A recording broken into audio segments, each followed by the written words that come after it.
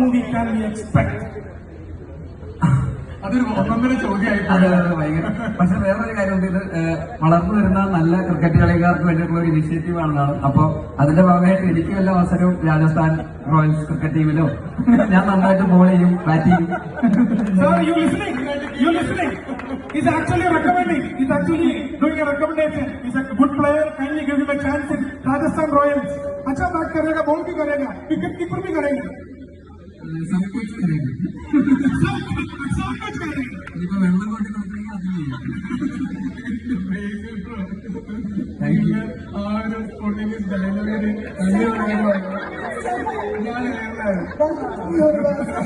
മാത്രമല്ല ഇന്നലത്തെ രഞ്ജി ട്രോഫി വെച്ച് പറയുകയാണെങ്കിൽ ഹെൽമെറ്റ് യൂസ് करके आपको विकेट भी देगा. ഷോർട്ട് ലെഗ് पे.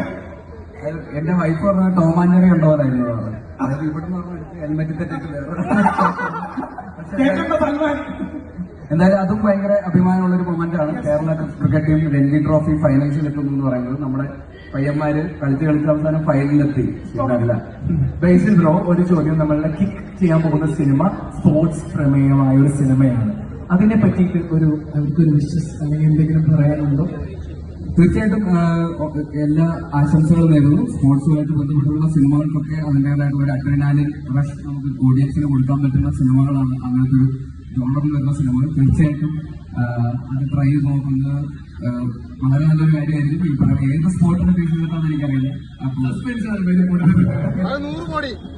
അപ്പൊ 100 കോടി ക്ലബിൽ കയറിയിട്ട് എല്ലാവർക്കും എല്ലാ ആശംസകളും നേരുന്നു. Thank you.